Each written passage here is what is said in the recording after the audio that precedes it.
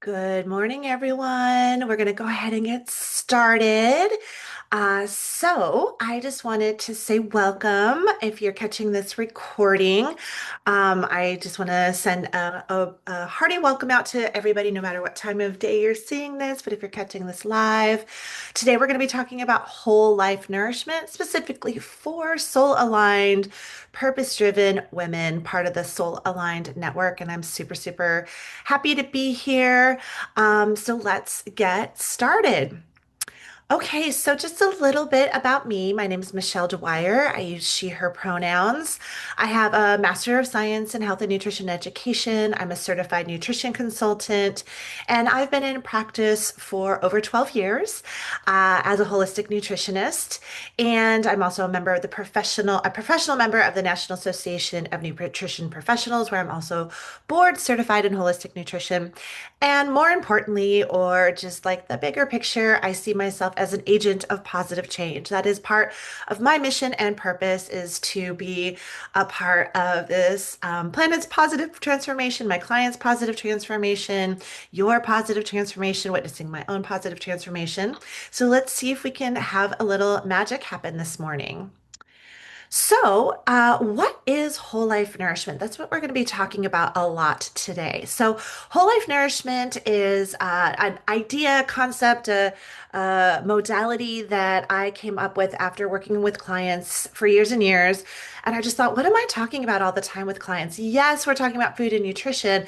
And unless we're nourishing all aspects of our life, then things are going to feel out of balance.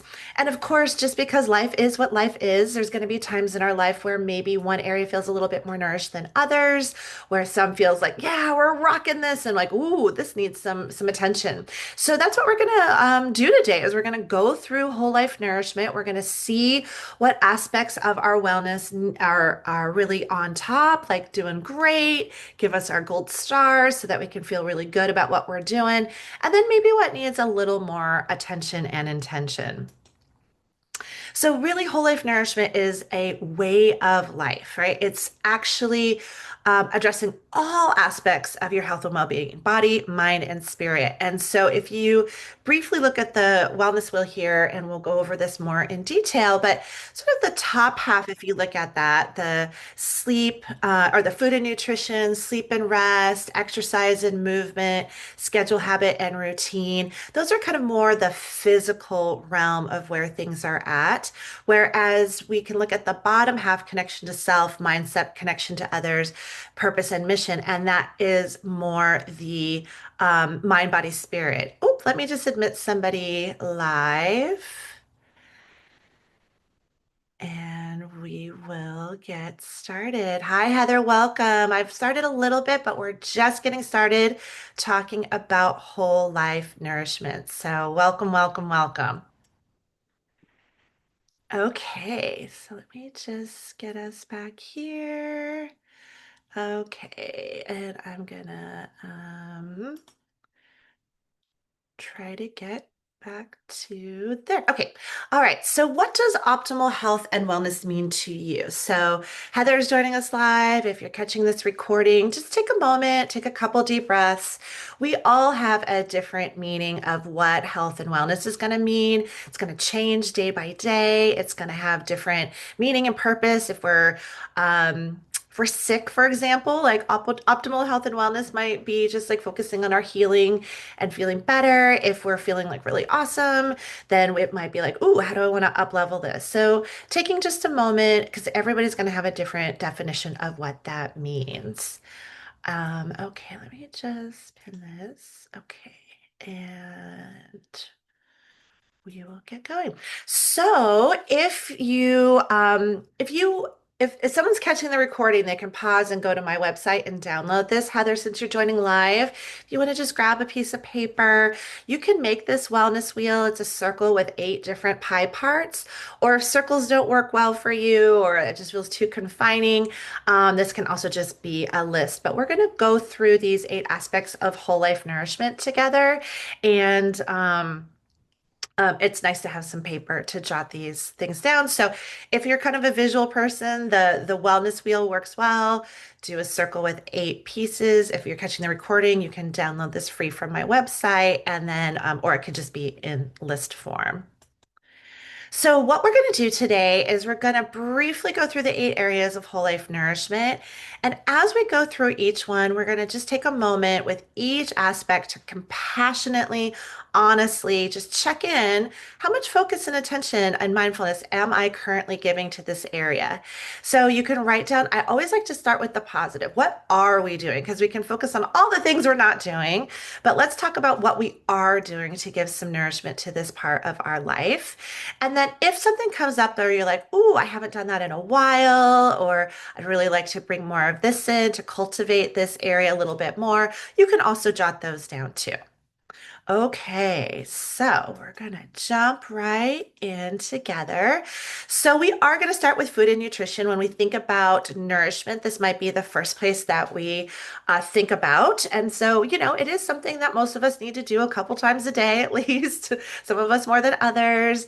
Um, we can go a couple days without food and nutrition, but for most people living in the modern world, this is something that we want to make sure that we're doing in a way that actually really works for our bodies. So just taking a moment, thinking about your current food and nutrition plan. What is working for you? What's going well? What is kind of automated? What is a routine that you have that just is really feeling great for your body, that you're like, okay, I know to do this. This is what allows my body to feel balanced, healthy, strong, good energy throughout the day. And then, if you want to think about, like, okay, is there anything I want to adjust? Is there anything I want to add? Is there anything I want to release, even just for a little while? Um, Right now, I'm recording this live in November, and we're starting to get into the holiday season, and there's more things around maybe than we might want to do on a daily basis. So there could be even just things that we want to be more mindful of. And then any challenges that you face currently in making nourishing food choices. And I love this last one too. Where is there joy in your food, right? Where is there joy in cooking or eating or shopping? So that's another nice way to think about it. So, with food and nutrition, the idea is establishing clarity and confidence, because I think so many people can get just overwhelmed. What's nourishing for my body? One of the things that I've really realized in over 12 years as a holistic nutritionist is what works for one body is not going to work for the other body, another body, or what worked for my body 10 years ago is not the same thing that works for my body now. So, your own personalized food choices, your nutrition routines, and the idea is to have those nourish you so that you're feeling more energized, more balanced, nourished all day long. So again, just you're going to jot down in food and nutrition in that part of the wellness wheel, what's working, what's going well, what's a nourishing habit that you have right now, and then if there's something that needs a little attention or intention. So we're just going to keep going on the top of that wellness wheel to sleep and rest. And this is something we really do need every day, and we need multiple hours of every day. And I'm sure in our soul aligned network that, well, I'll just speak for myself at 51 and in perimenopause. Like, this is a moving target. This is something that I really have to pay attention to. And it's not just one thing. I have my whole sleep hygiene routine. I have my supplements that support me. I have my hormones that support me. And then there's other nights, some nights too, where I'm just like, here we are. So, how do I get rest even if I'm not always sleeping? And so that's why I like sleep and rest, because yes, sleep is important. We know all the reasons why in terms of our brain health, our heart health, our bone health, our muscle health. We're actually like making our muscles while we're sleeping. We're doing our healing and repairing. We're clearing all those things out of our mind while we're sleeping. But we also need good quality rest. So again, focus on what's working. What is going well with your current nighttime routine? How many hours are you typically sleeping? What's your bedtime that you know works best for you? This is another question that I work with my clients all the time is, okay, if you've established your bedtime, mine's 9 p.m., some people it might be like 10 or 11, but whatever you've established as your bedtime, how much time do you need to unwind? How much time do you need to do your night routine? Because it's not just your bedtime, it's the like prepare for the night time too.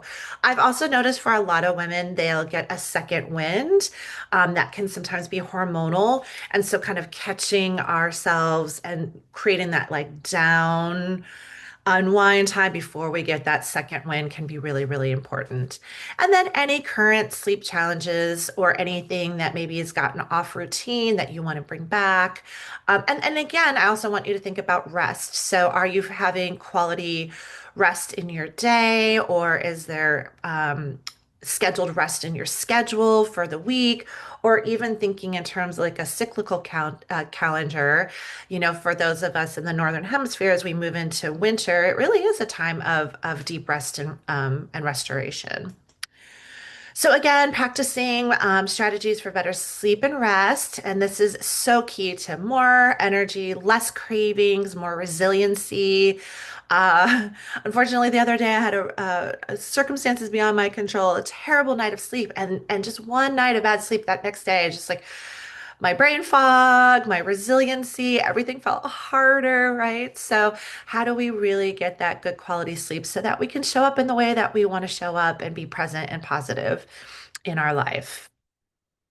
So next we move on to movement and exercise. And I love the word movement. If you never use the word exercise ever again in your life, fantastic. Some people have like a strong resistance to that. Like that doesn't sound fun or enjoyable. Great. And some people love exercise. So we all come to it with different feelings about it, but we do need to move our bodies. Our bodies were meant to move. Right now I'm sitting, right? I sit a lot for my work, way more than I did my previous life. I was a high school English teacher and I was on the move all the time. I was barely ever sitting. So I just have to be a lot more thoughtful and conscious about my daily movement. So just think in a day, how often are you moving your body? Not just as concentrated, like, oh, I'm going to my exercise class or I'm doing my weights or I'm going for a walk, but just like getting up throughout the day. Um, I do blood sugar regulation groups, and a lot of the research is showing that just getting up and moving is so important. Like, yes, doing walks are great, doing our strength training is great. I love to dance, hike, spending time in nature, but just not sitting throughout the day. Like getting up throughout the day is so important. I also think movement could be enjoyable and fun, at least some of the time. So making sure we're bringing joy and fun and maybe social. For a lot of us, movement might be a social time too. What are you doing right now for your movement and exercise? Is it on your schedule? Do you have a buddy? Those are some strategies that can work really well for that movement and exercise. And again, just as a little what's the word I like endorsement of the strength training. If we want to be strong and we start losing muscle. I didn't know this, ladies. Like we start losing muscle in our 30s. So as we're moving into our 40s, 50s, and beyond, being strong is so important. It's important for our bone health. It's important for our mobility. It's important for our longevity. So even if it's not the most fun or enjoyable, getting in that strength training a couple times a week is really important. So again, I'm a big fan of any movement is better than no movement. So if it's a wild and crazy day and all you can do is a 10-minute walk, awesome. If all you can do is do some stretching, fantastic. If you just do a little yoga before bed, wonderful, right? So really just start where you can. That small micro movements are really fantastic, and then start to build up from there. But of course, we know enjoyable movement, daily movement, it's part of our stress relief. It's supporting our immune system. As I mentioned, feeling stronger. I have noticed for myself, again, I mentioned I'm 51. I love moving my body. I love going to my dance classes. I love feeling strong. I love being on a hike, but it is so important to my mental health, my mood, my outlook, my positivity. It's like the place where I just like, whew, right, can really just be present in my body. So lots and lots of great reasons for the movement and exercise. And then schedule habits, routine, and rituals. So, what's really interesting, I've been leading whole life nourishment groups for over 5 years now. Um, I've lost count, 15 groups, I would say. And schedule, habits, routine, and rituals used to come towards the end of our experience. And I realized, like, oh, this actually needs to come first. So now when I take people through whole life nourishment, we actually start with the schedule, habits, routine, and rituals because everything else follows from there. All the other things that I'm going to talk about with whole life nourishment, we need to have it on our schedule. We need to have it as part of our routine and ritual. So ironically, I'm talking about it fourth today, but it is so key. Now, this is not meant to overwhelm, but I really want you to think about the things that you do on a daily basis to support your optimal health and wellness.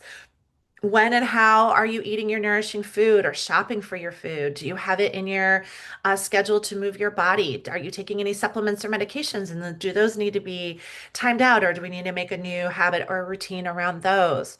Around sleep, one of the things that can best support our sleep is going to bed and waking up at the same time. So, do we have those that nighttime routine down? Of course, again, I'm recording this in November. We just had our time change. It gets dark so much earlier. So we may even notice like what that looks like in winter is very different than what it looks like in summer. Like I know we've moved our dinner time up. Like eating dinner at our normal 6:30 feels so late now. So we keep like moving it up and it just feels better. And just going to bed earlier too, which also feels great. We're going to get to this in a little bit, but do you have time on a daily basis to connect with self? I was just in my whole life nourishment group yesterday, and there's a couple folks in there that it's really about that like micro time to connect with self, like on the commute, playing your favorite music, listening to a really uplifting podcast, getting a really awesome audiobook. Sometimes we might have times in our life where we have more spaciousness to connect with ourselves, and other times we just got to find those pockets where we can. Um, are you making time in your day and your week to connect with others, to meaningfully connect with others that uplift you, that support you, that you feel like your cup is full after being with them? Um, we most of the folks listening to this is like we have meaningful work we want to do. We have meaningful, purposeful work we want to do. There are ways that we want to show up, and how do we do so productively? So I have noticed for myself. Energetically, what can I do better in the morning versus what can I do better in the afternoon versus my brain at night is done. Some people get like their brain gets focused at night. So knowing your body, knowing what works best for you and your schedule, and to get that work done productively. This is a big one. We could probably talk about this for an hour, but when to be off of our devices and our electronics, right? So it's so easy. They are with us all the time, but certainly that light in our face late at night may not be great, or starting our day with that may not be really kind of setting the tone for the day. So thinking about, I don't think it's realistic for most of us to say we're not going to be on our devices or electronics, but being more mindful about the timing of those. And then we got all the things we need to do, our chores, our personal hygiene. If you're taking care of others, all the things that you need to do. So, what is working really well right now for your schedule? What habits do you have in place? What routines are just like on it?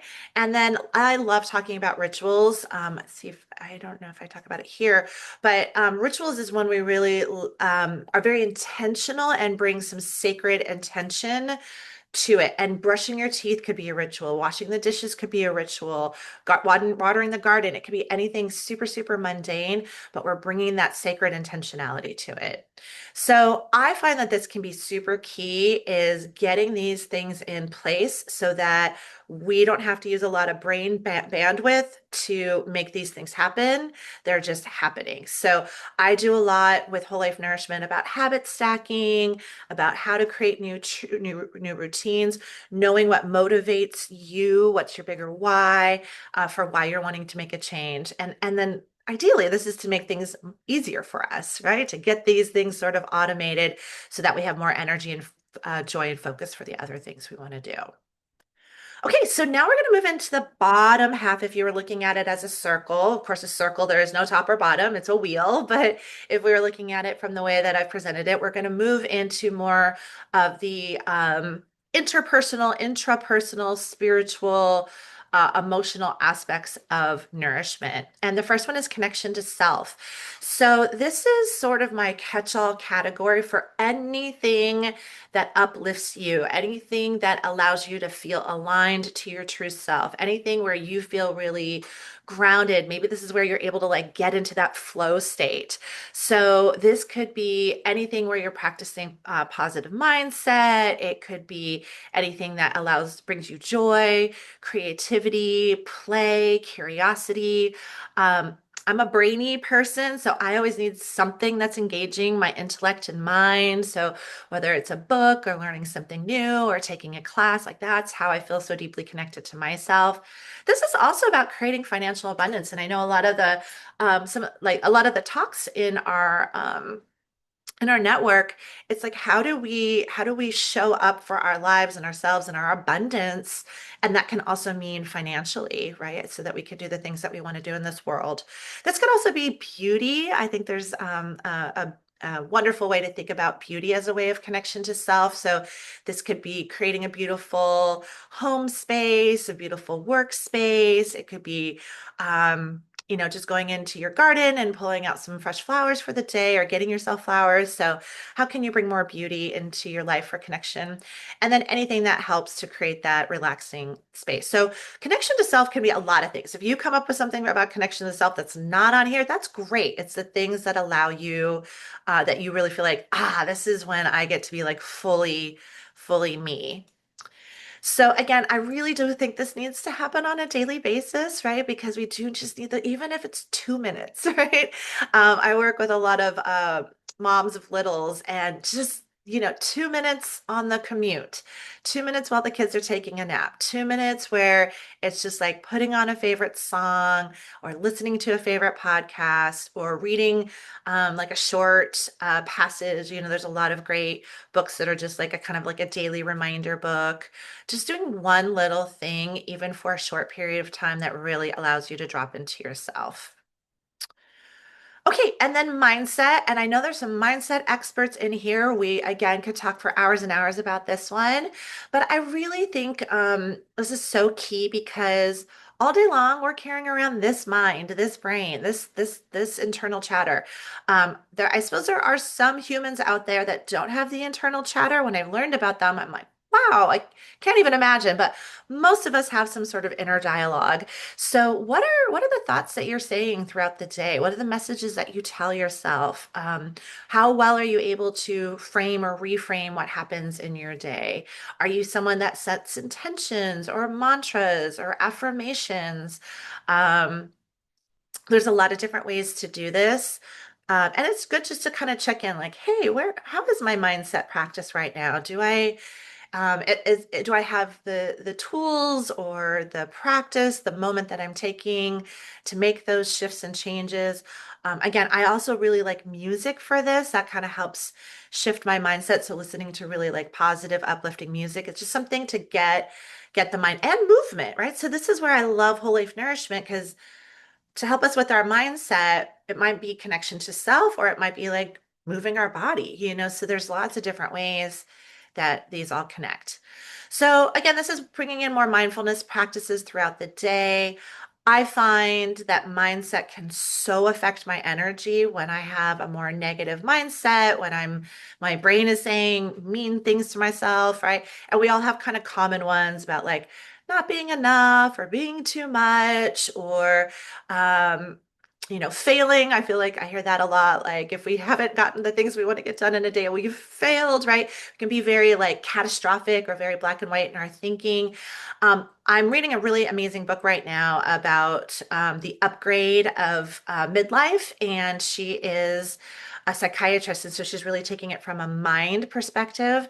And it's just a good reminder that our brain is actually wired to focus on the negative, and so we have to very actively and consciously shift that mindset, because it comes from an old pattern of survival, right? Like back when we were hunters and gatherers, it was like, don't eat that berry, you will die. Don't go in that cave, you will die. So when we feel like, oh, this annoying email, I will die, it's an old brain pattern. Don't judge yourself. That's how our brains are wired. And then we have to like pause and go, okay, like, that's an annoying email, but I'm not gonna die. That's great. And also, how can I reframe this? Okay, let me take a break and respond when I'm feeling calmer, or actually, this is the empowered response. But just, I also don't want us to get in the shame spiral around mindset. If we have a negative mindset and then we're judging ourselves for having a negative mindset, then we spiral down. So it's getting those practices, taking those deep breaths, moving away from the computer if we need to move away from the computer, talking to a good friend that just can kind of help us get out of our own spinning mind. Lots of good practices there. Which leads us nicely to connection to others. A lot of the work that I do with Whole Life Nourishment is based on the blue zones. And one of the things, like, yes, we need a nourishing way of eating, right? Eating like lots of fruits and vegetables and whole grains and great amount of protein and healthy fats, and we need to like be moving our bodies and getting good sleep. But if we're isolated, if we're lonely, if we don't have authentic connection to others, that is just as impactful on our health and well-being as all those other things. So when you're thinking about your connection to others, there's lots of ways we could think about this. So this could be, we might first think in terms of like our family, or like our it could be, or who's in our home with us. This could be our friends, our personal relationships, but then this might also be our professional relationships, our clients, the people that we serve. But it could also be nature, animals, the whole planet Earth, your social movements, your neighborhood. I feel very connected to my neighborhood. I feel very connected to my communities. These are all things that are very important. So they could be like our very, very small circles of connection, and they can also be our very, very wide circles of connection. And there's lots of different ways that we might do that. So, what's being nourished right now? What feels alive for you right now? And then, is there any connection to others that's coming up that maybe feels out of balance or needs some more attention or intention? Because that happens, right? We go through ebbs and flows with our relationships. I just love this image when we're talking about connection to others, just this reminder that we're all interconnected, right? Like what we're doing in our families, what we're doing with our work, what we're doing in our communities is so important because we are connected globally. We're all in this little blue marble together. So, again, focusing on meaningful relationships. I'm a big believer in doing from a place of authenticity, right? Like really, truly being ourselves in relation to others, giving from the overflow, having those healthy boundaries so that we can really show up in a way that we want to show up with others. And then lastly, mission and purpose, which I love being able to talk about mission and purpose in this particular group because I know everybody in here has a bigger mission and purpose. And this, again, when we look at the longevity studies, when we look at who lives not only into these ages of like later 70s, 80s, 90s, and beyond, it's not just the connection to others or eating well or moving our bodies, getting good sleep. It's also like, do we have a good why? Like, why are we here? What do we want to do? And I think sometimes we can overthink the why. So I have a couple questions here, and I do not expect you to answer these today because these are big questions, right? But these are things to think about with your mission and purpose, right? Like, what is your why? What motivates you? And I shared in the very beginning of the call before you came on, Heather, my big why, it all comes down to transformation and change. I'm an agent of positive change. And what I witnessed with my why is like that's my own personal transformation. That's witnessing and supporting others in their transformation, positive transformation of our communities and this planet, right? And so sometimes if I get kind of lost in my mission and purpose, it's like, whew, just come back. It's change and transformation and how to do that. Um, Another way to think about it is like what have been most meaningful moments of your life and what values do those present to you? I always love this question. If I had, excuse me, unlimited time, energy, and resources, how would I choose to serve others? I don't know. I just love thinking about that one. I call that my magic wand question. What opens my heart or stirs my passion? What are my natural gifts, skills, or qualities? Do others consistently recognize in me? And I also um, it's kind of a big topic for this thing, but I also think about like death a lot in a very positive way. Like we have a very limited time on this planet, and I've gone to like death cafes and I've talked with death doulas, and I've read these articles about people who have been in hospice and been with people at the end of their life, right? And like what is important to them and in those final moments, right? And so sometimes when I'm feeling overwhelmed, like, oh my gosh, that to-do list is so big. Oh my gosh, I haven't gotten to anything today. It's like I pause and go, okay, Michelle, you're on your deathbed. Like, what is actually really going to be important to you, right? What is going to be the thing that really you're like, that was meaningful. And like, okay, maybe that email could happen tomorrow. So it's a little intense. Like, not everybody wants to think in that way, but I find it really, really helpful because it kind of just puts everything in perspective for me. But mission and purpose is one of my favorite ones to talk about. It's just nurturing your sense of why. Why are you here now? Well, I mean, right? Like it's really an interesting thing to think about, and then that connection to our health and well-being. So I want to be mindful of our time, but again, here's our wellness wheel. This is all on my website. So if you want to do it, I recommend, I'm going to come back here for a second. I love doing this quarterly. So doing like at this, the solstices and the equinoxes can be a really great time to do it. If we're going through a big shift or transition, this can be a great time to do this. If we're feeling overwhelmed, it can be a great time to do it because it's a good reminder of like, oh wait, I actually am really nourishing a lot of these things. I am really on top of a lot of stuff. And like the one thing I need to focus on right now is this. So lots of ways to use this throughout the year. So again, I encouraged you to write down two or three ways that is category is currently being nourished. Start there, right? Start with what you are doing. And then if more ideas come up, you can also pop those in there. The next step would be to put, if you're thinking about these 8 areas, putting a heart in the area that currently feels pretty well nourished. You're like, okay, I'm on top of that. That feels pretty good right now. And then putting a little star in the areas where you'd like to focus on a little bit more. My encouragement for the star is putting it in one, two, or three places. So even if you're like, oh my gosh, all 8, pick the one, two, or three that feel the most important. Fine for most of us with our brains and our capacity. Some of us can do one thing, right? We need the one singular focus. Some of us can do two, and some of us can do three. More than three, it starts to get a little unwieldy, and then it just feels overwhelming. So pick the one, two, or three spots. And then we don't have a lot of time for these reflection questions, but again, these are all on the wellness wheel for the free download. But again, picking those one or two areas that you'd most like to nourish, and then thinking about the positive benefits that will come from nourishing that aspect of your life. So, for example, if you're like, okay, sleep or rest needs attention right now. If your sleep and rest is improved and is nourished and the quality goes up, what might be the positive benefits? And I really encourage like make a long, long list of these, right? Really get creative with all the ways that your life will improve. And then who in your life will benefit from that? Because we are not in isolation. So if I am better rested, I have a better mood, energy, focus, optimism, health, my immune system's more supported. How can I show up for my clients? How can I show up for my partner? How can I show up for my friends? Right? My cup is full, and then I have this capacity to give in the way that I want to give.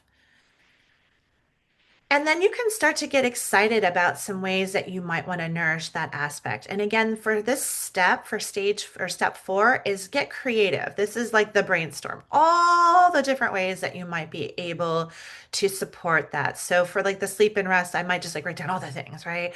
Gonna get a fancy tea and I'm gonna get like a new, I love my eye patch.